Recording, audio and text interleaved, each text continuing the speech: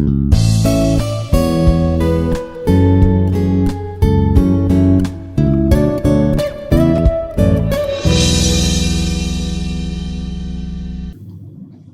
everyone, my name is Padmaja. I'm working as a Java full stack trainer in Institute of Aeronautical Engineering. So today our topic is threads, Java threads. Okay. So first of all, what is thread? A thread is the smallest unit of execution within a process. It is also called a lightweight process. Okay, so thread is a independent flow of execution inside a program. Okay, for example, imagine you are using a web browser. At the same time, you can open a web page and download a web page and listen to music, and you can scroll the web page. Okay, so you can perform multiple tasks at a time. You can perform multiple tasks simultaneously. So the thread allows multiple tasks at a time.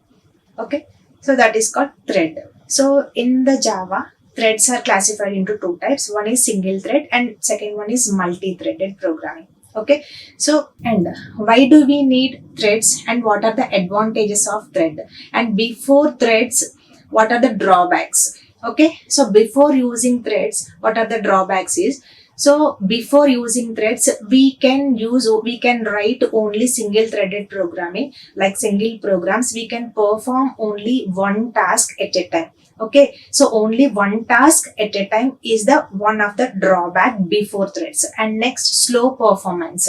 Okay, so here what is a slow performance means? Every task must wait for a previous task to execute or finish. Every task must wait for a previous task to finish. Okay, so this is called slow performance. So every task should wait until previous tasks completed.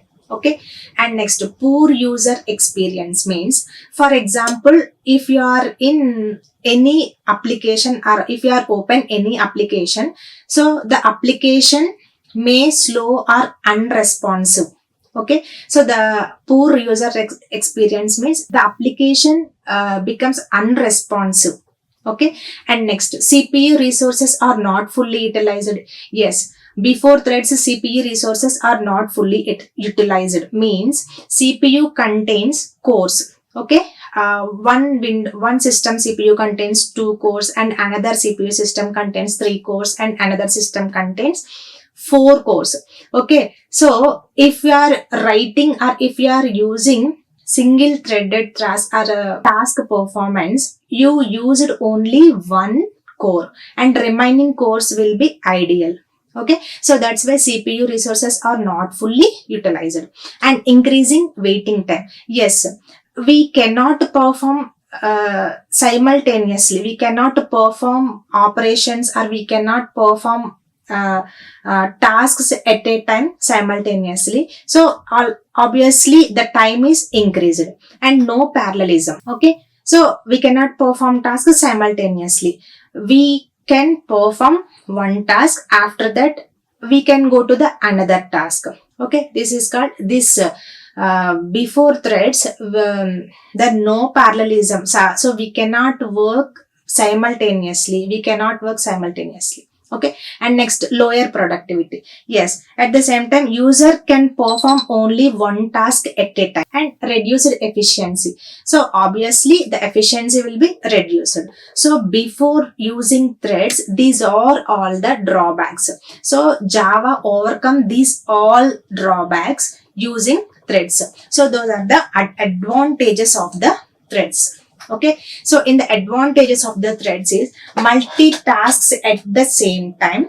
Okay, so we can perform multiple tasks at the same time, and if we are execute multiple tasks at the same time, the execution will be fast and better CPU utilization. So if I am opening one web browser and next I want to open another new browser. Okay, for example, I want to open another new window and I want to listen some music. Okay, so at a time I want to do several tasks. Okay, so CPU is ready for that. Okay, the programming is non-linear before threads. So if Java introduce multiple threads, so we can work simultaneously multiple tasks. Okay, so better CPU utilization, and next improved responsiveness.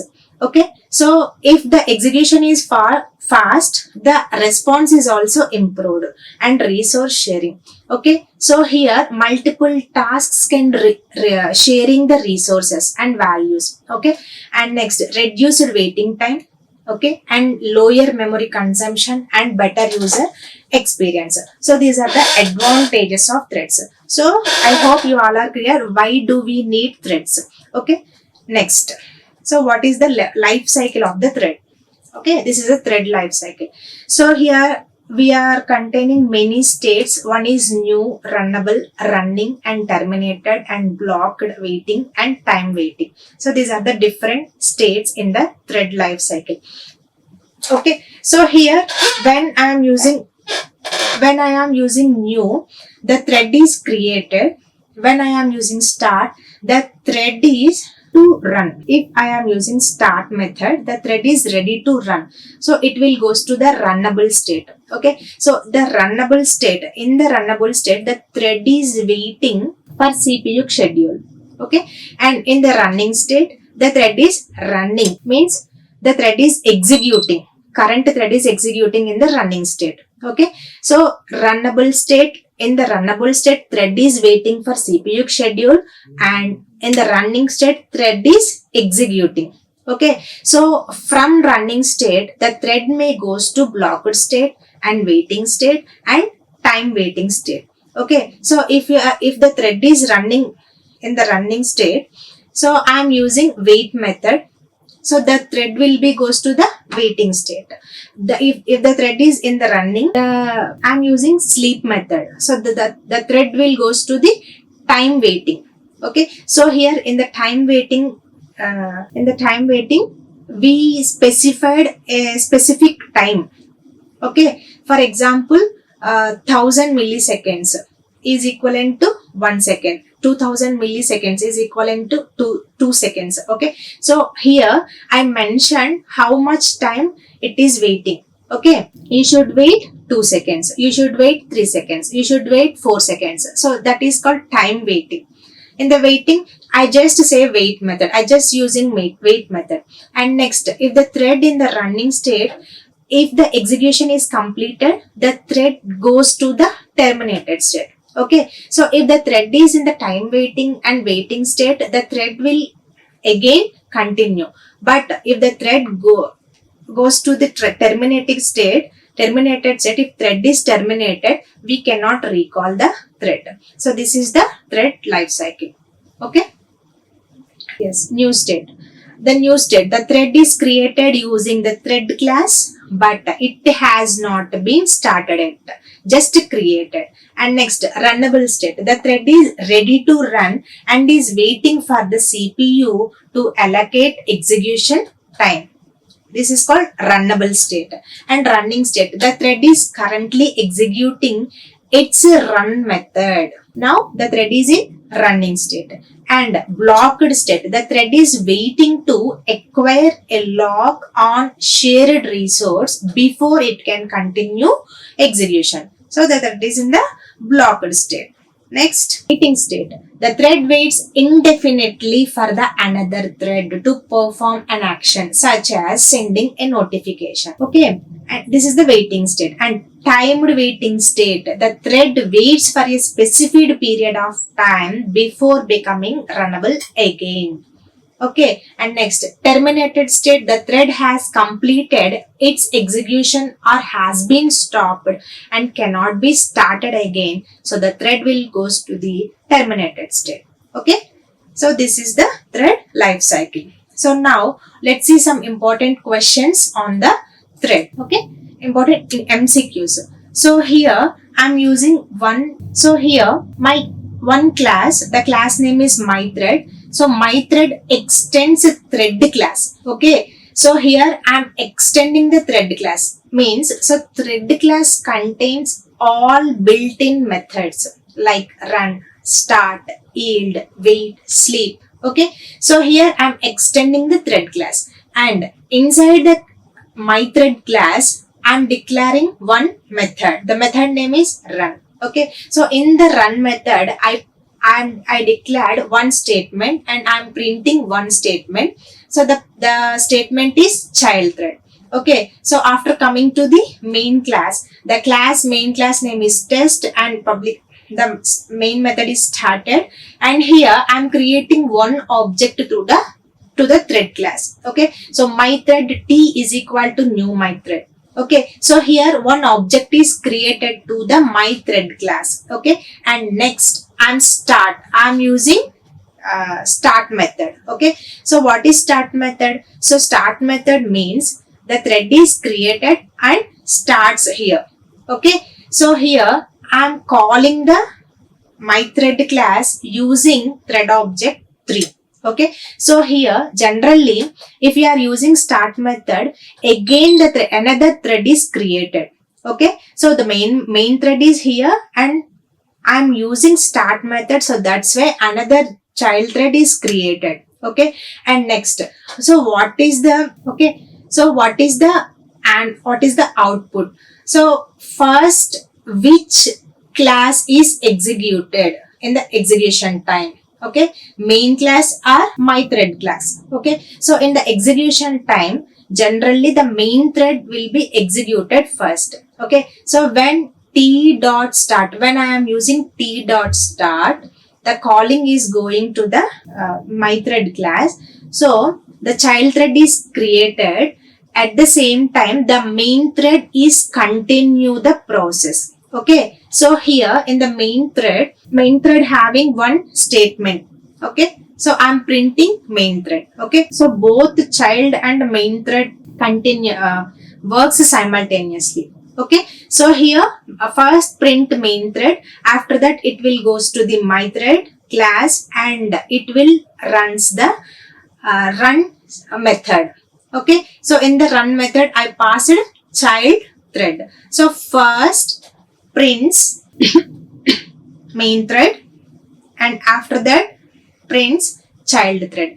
So generally the output is main thread and child thread, but here the answer is, I mentioned the answer is both A and B are possible. Okay, so in my system, my Java virtual machine follows this order. So my JVM gives CPU schedule like this. Okay, and another system it may gives child thread and main thread. It will depends on the JVM CPU schedule. Okay, so CPU schedule is depend on JVM, Java virtual machine. Okay, so that's why both and AB are possible. So here we cannot predict the value output. So in my system, okay, so this is run, this executes. First display main thread and second prints child thread, but this is not unpredictable. So this the threads works like this. So the thread will be depend on CPU schedule. Okay, remember that. So that's why the answer is both A and B are possible. Next, so the answer is C. Next question. So again I'm creating one thread class and extending thread class. Okay, so here also I'm using run method. So I'm printing inside the run method child and I'm printing inside the main method main. Okay, so let's see what is the output. Okay, so here before program I'm using start method, but in this program I didn't use start because another thread is not created because I didn't use start method. So only one method is there, one thread is there. So it will goes to the run method and it will print the child, after that it will print main. Okay, so the answer is B. First it will print child, after that it will print main, because here we didn't create start method, here we didn't create another child thread. Is it clear? So the run method runs as normal method, it doesn't run as a thread. Okay, is it clear? Next question. Again I'm using another I'm taking another example. First, observe carefully the code. So here, whatever methods I'm passing in the main section. Okay. So in the main section, I'm passing two methods. One is start method and second one is join method. So if I declare start method, then again another thread will be created. Okay. If I am using join, so what is the join? So join means thread makes wait until another thread execution finishes. Thread makes waits until another thread execution finishes. Okay, that is the join method. Okay, here in the first example, we didn't use join. The output is the first execute the child thread, after execute the main thread. So in this case, if you are using join, first execute the child and after that executes the main. Okay. So in the first example, this is different, opposite. Without using join, first execute the main thread, after execute the child thread. In the first example, we have seen. Okay. So if you are using join, so join says you should wait until before another thread finishes. Okay, that is says join method. Okay, so that's where the answer is B. Okay, child and main. And next, take another example. So please observe the code carefully. So in this code, in the run method contains, I am declaring one try catch block. So inside the try catch block, I am using one sleep method. So before in the starting, I said 1000 milliseconds is equivalent to 1 second and 2000 milliseconds is equivalent to 2 seconds and 3000 milliseconds is equivalent to 3 seconds. Okay, so if you want how much time you want to sleep, so you give. Okay, so here I'm using just 1 second. I'm saying 1 second just to say sleep 1 second. Next you will continue. Okay, so I'm saying like that. And in the main method, t dot start. So if I am using start method, another thread will be created. Okay, and the main thread contains one statement block. So in the main thread, I'm printing main after sleeping time. Okay, after 1 second, it will print child. Okay, because I'm using sleeping method. So here I mentioned the time period 1000. Okay, 1000 milliseconds means 1 second. So you will get output first main and after 1 second you will get child. Okay, so the answer is A. First print main method, after 1 second you will get child. Okay, so this is called sleep mode. Take another example. So in this example, same we are using run method in the mythread class, and here one thread is started. One thread is created. T dot start means one child thread is created. So here I am again calling the create another thread using the same object.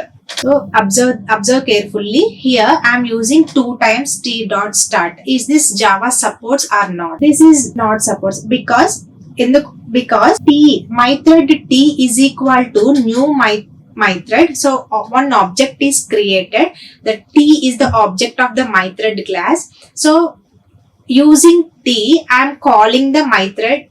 Okay, t dot start. First I called. Next I am again called same thread using the same object.